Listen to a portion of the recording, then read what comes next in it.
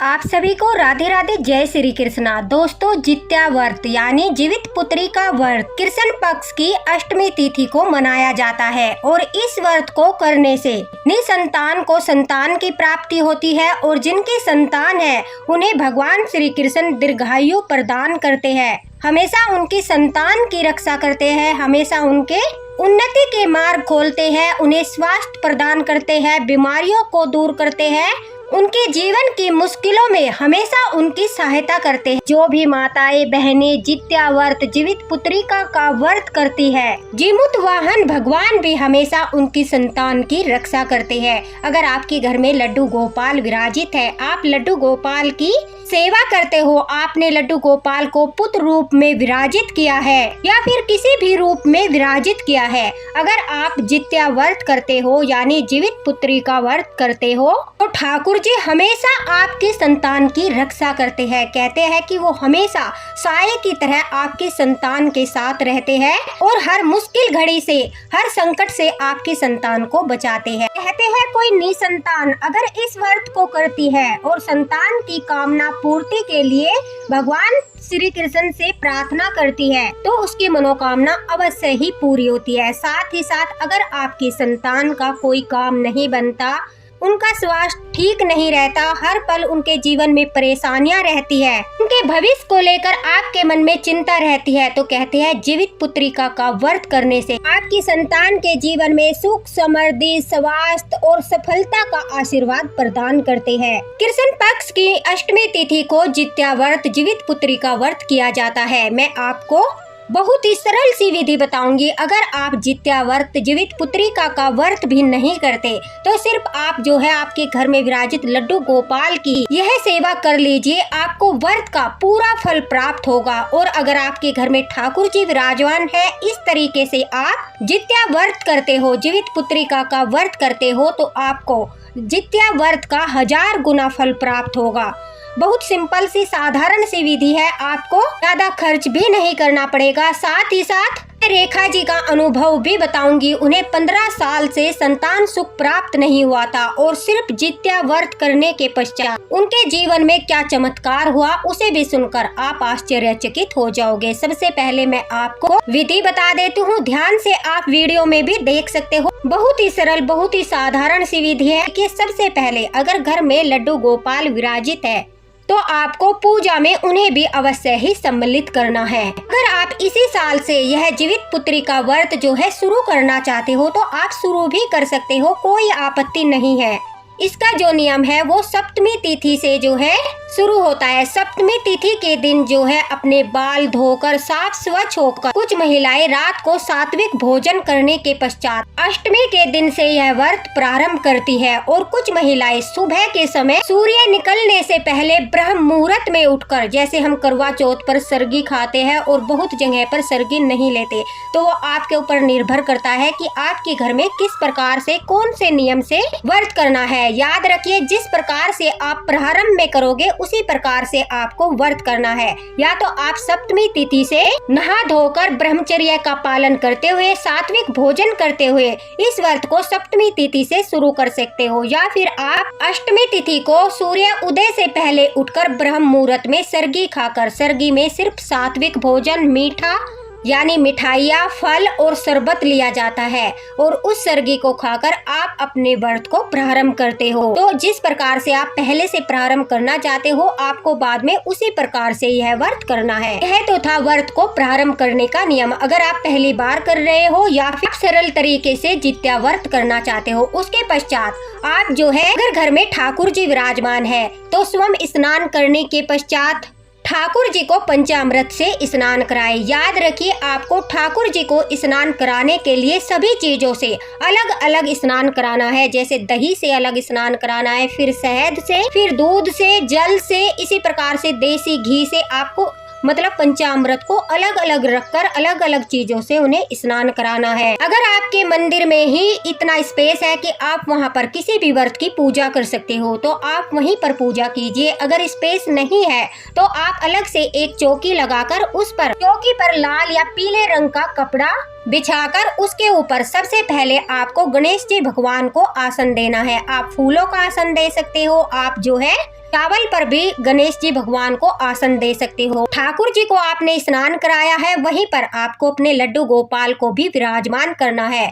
देखिए, जीवित पुत्री का व्रत में अगर आपके पास कोई सत्यनारायण भगवान का चित्र है, वह चित्र आप रख सकते हो। अगर वह चित्र आप नहीं रखते और आपने के घर में लड्डू गोपाल विराजमान है, सिर्फ लड्डू गोपाल को आप वहां पर बैठाकर यह पूजा कर सकते हो। सबसे जरूरी होता है आपको जो है मिट्टी से, जैसा कि आप वीडियो में देख सकते हो, आपको प्रॉपर रूप से बनाने की आवश्यकता नहीं है। आप सिर्फ गोल आकृति के मिट्टी के गोले बनाकर भी जीमूत वाहन बना सकते हो। जीमूत वाहन भगवान की मूर्ति बना सकते हो। विग्रह के रूप में एक छोटा सा गोला बना सकते हो, आकृति देकर जीमूत वाहन बना सकते हो। ऐसे आपने जीमूत वाहन भगवान की जो है मिट्टी से आकृति बनाई है, उसी प्रकार से आप एक गोला सियारन के रूप में और दूसरा गोला चील के रूप में बनाकर आप जो है तोरई के पत्ते होते हैं, जो तोरी के पत्ते होते हैं, तोरी के पत्तों पर उन्हें विराजमान कीजिए। अगर आप जित्या व्रत कर रहे हो तो उसमें यह आकृतियां बनाना अत्यंत आवश्यक है। इन्हीं की पूजा होती है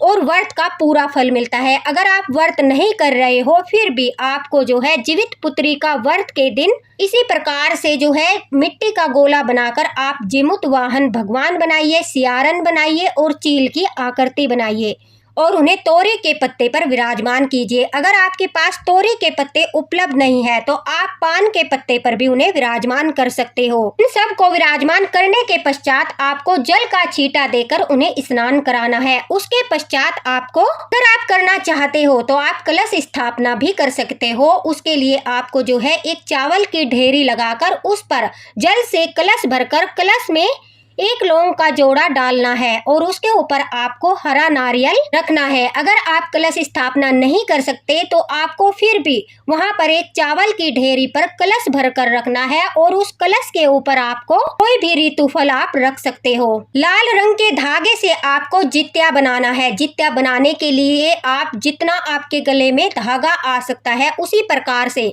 आप नापकर जो है जित्या बना लीजिए। धागे से बनाकर उसमें पीला धागा थोड़ा सा बीच में मिलाकर जो है आपको गले में पहनने के लिए जित्या बनाना है। लेकिन अष्टमी के दिन आपको जित्या को धारण नहीं करना है। पारण के पश्चात ही नवमी के दिन आपको जित्या को पहनना है। आपको अष्टमी के दिन जित्या बनाकर तोरई के पत्ते पर या पान के पत्ते पर आप जो है वहीं पर पूजा स्थान पर चौकी पर रख लीजिए। आप कलश को भी जित्या पहना सकते हो। जिस प्रकार से होई अष्टमी पर हम होई अष्टमी की माला जो है होई भरकर उन्हें पहनाते हैं, उसी प्रकार से आप कलश को जो है जित्या पहना सकते हो और आप पान के पत्ते पर भी वहीं पर जित्या रख सकते हो। आप स्वयं भी जित्या का धागा बना सकते हो या फिर आप मार्केट से भी खरीद कर ला सकते हो। वो आपकी इच्छा पर निर्भर करता है कि आपको किस प्रकार से धागा लाना है या फिर बनाना है। उसके पश्चात आपको गणेश जी भगवान को चंदन लगाना है। आपको जीमूत वाहन भगवान को चंदन का टीका लगाना है। सियारन को, चील को आपको टीका लगाना है।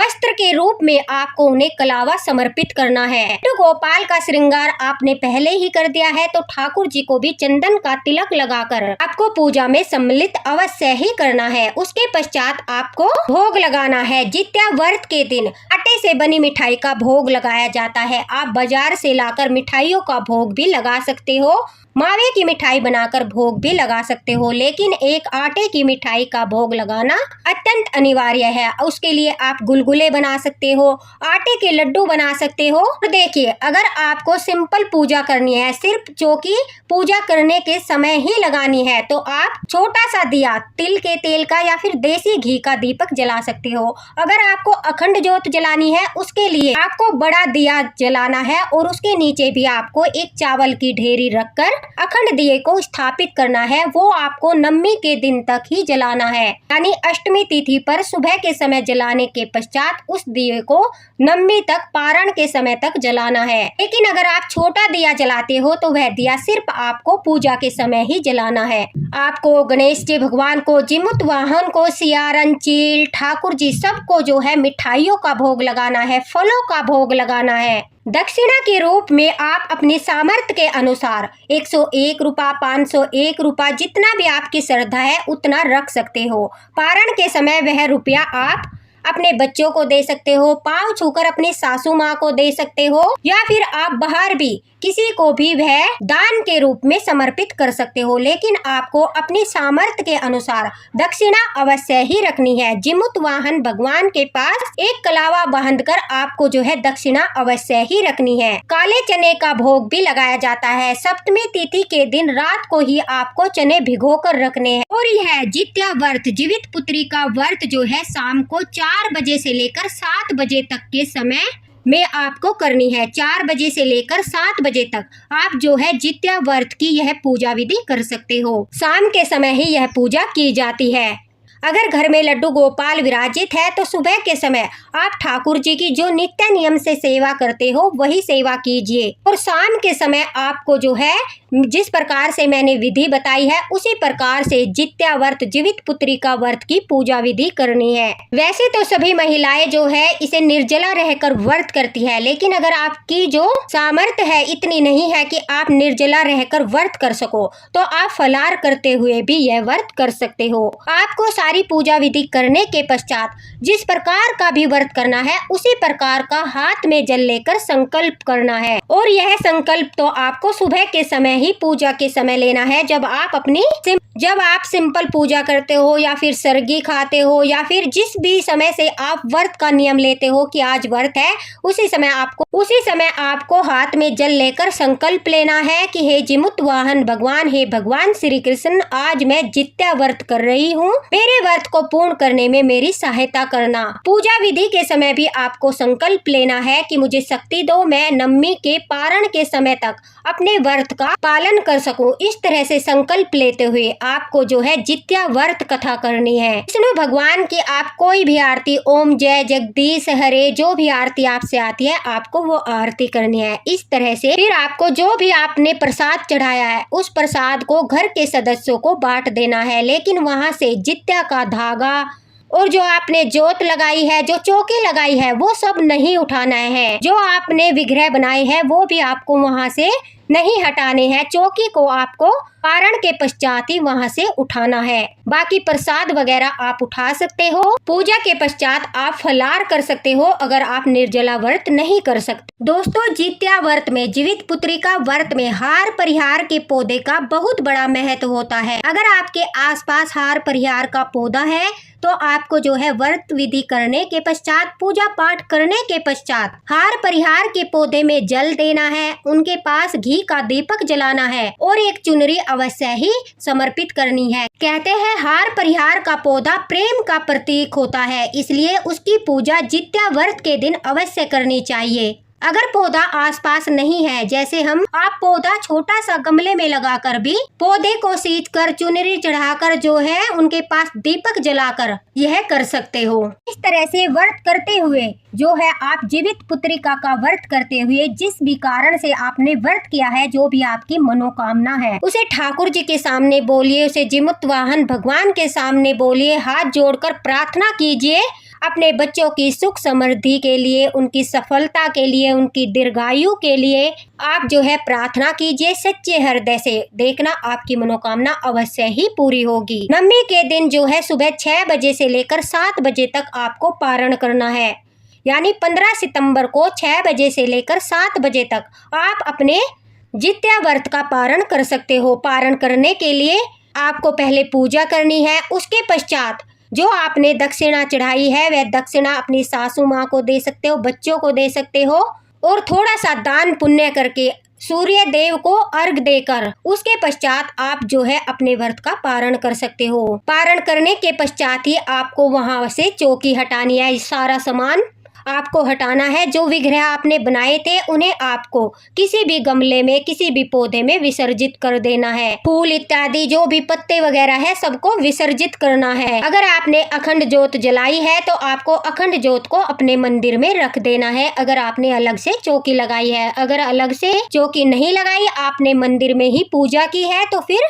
उसमें और तेल मत डालिए, घी मत डालिए। जब तक वो जल रही है उसे स्वयं से जलने दीजिए। शाम तक किसी भी समय समय तक वो स्वयं ही ठंडा हो जाएगा। उसके पश्चात आप जो है दिए को हटा सकते हो। और जीवित पुत्री का व्रत के दिन यानी 14 सितंबर के दिन अगर आप इस प्रकार से ठाकुर जी के साथ साथ यह पूजा विधि भी करते हो, फिर भी भगवान श्री कृष्ण आपकी संतान की रक्षा करते हैं। जीमूत वाहन भगवान आपके संतान की रक्षा करते हैं, उन्हें कष्टों से बचाते हैं, दीर्घायु प्रदान करते हैं, निसंतान को संतान प्रदान करते हैं और पुत्रहीन को पुत्रवती भव का आशीर्वाद प्रदान करते हैं। अगर आपकी कोई भी मनोकामना है, आप पुत्र की इच्छा से व्रत करते हो, आप संतान की इच्छा से व्रत करते हो, संतान के हित के लिए, उनकी दीर्घायु के लिए व्रत करते हो, तो यह बहुत ही सरल और साधारण विधि है। इस विधि से व्रत करने से आपकी मनोकामना अवश्य भी पूर्ण होगी। अब मैं रेखा जी का अनुभव भी आपके साथ शेयर करती हूँ। रेखा जी कहती है कि उन्हें जित्या व्रत के बारे में, जीवित पुत्री का व्रत के बारे में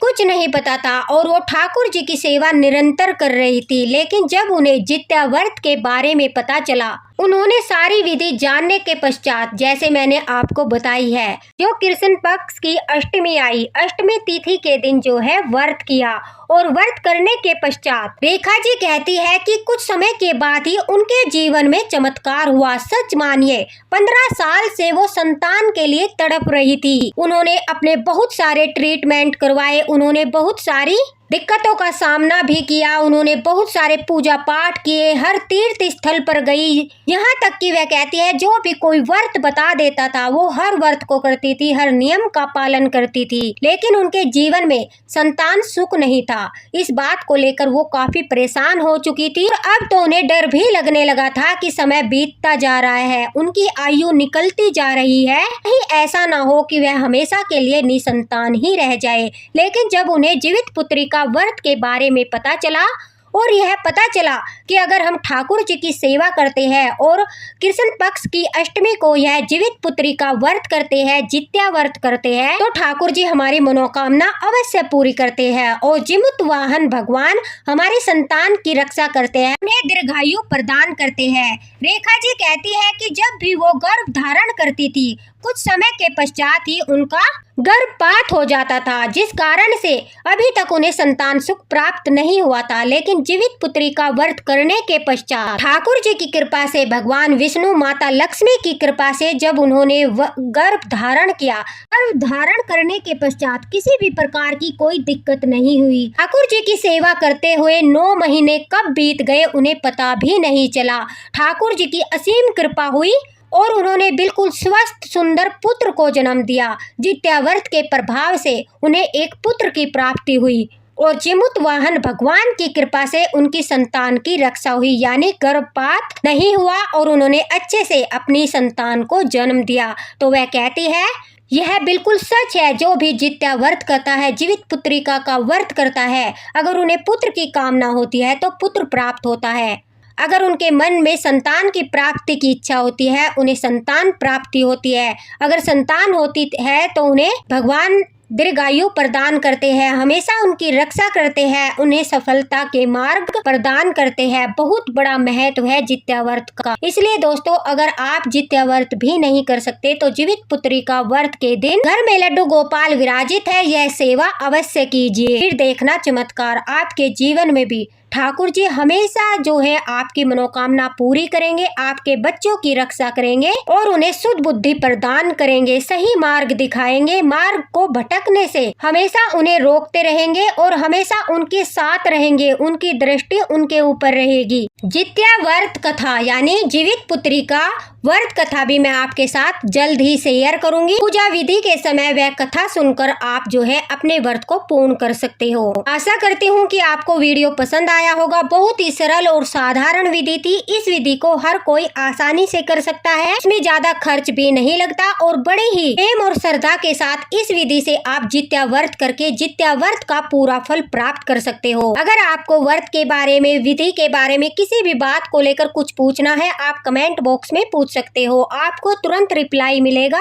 दोस्तों, वीडियो को ज्यादा से ज्यादा शेयर कर देना। जिनके घरों में लड्डू गोपाल विराजमान है, पुत्र के रूप में विराजमान है या फिर किसी भी रूप में विराजमान है, वो इस पूजा विधि को करके ठाकुर जी की कृपा प्राप्त कर सकते हैं, संतान सुख प्राप्त कर सकते हैं और अपनी संतान को दीर्घायु और स्वास्थ्य प्रदान कर सकते हैं। तो जरूर इस वीडियो को ज़्यादा से ज़्यादा शेयर करें। पसंद आया हो तो लाइक भी जरूर करें। कमेंट बॉक्स में अपनी राय अवश्य बताएं। इसी के साथ राधे राधे, हरे कृष्णा। मिलते हैं अगले वीडियो में।